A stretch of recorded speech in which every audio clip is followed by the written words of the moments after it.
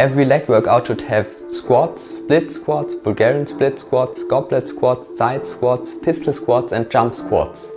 Well, really?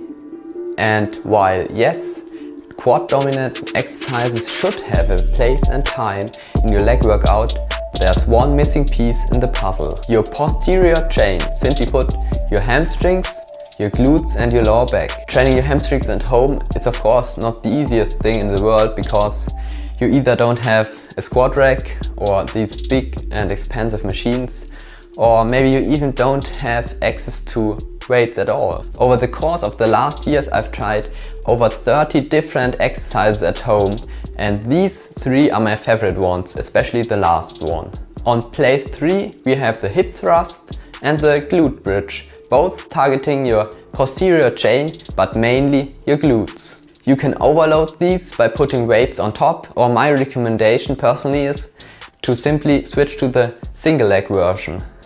Next, on rank number 2 is the Romanian deadlift, also called stiff leg deadlift. While this might be the best one in the gym, at home you're limited with extra weights. I mean, yes, you can progress with adding additional weights to your barbells or dumbbells, but how far can you really go?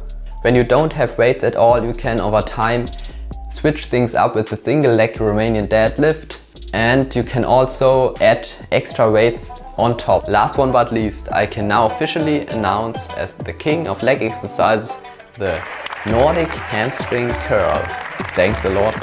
One problem is left. You either need a partner every time you work out. Shout out to my brother who sat on my bed so it wouldn't fly away. Or you need to buy one of these big expensive machines who also need a big space to store them.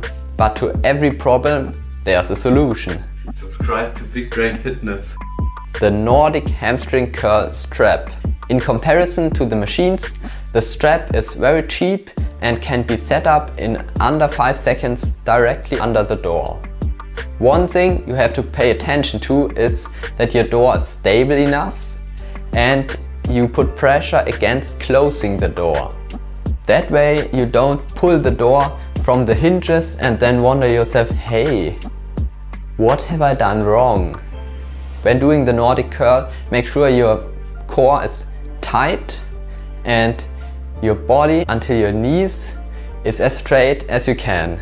This exercise is so difficult that there are a lot of progressions you can use to finally achieve the full Nordic curl. First progression is only lowering yourself down and then pushing yourself like a push-up with your hands up again. This way you only emphasize the eccentric part of the Nordic curl. Then the next progression would be half range of motion Nordic curls with a box.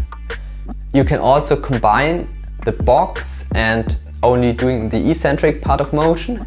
And finally, if you can, of course, do the full Nordic curl version.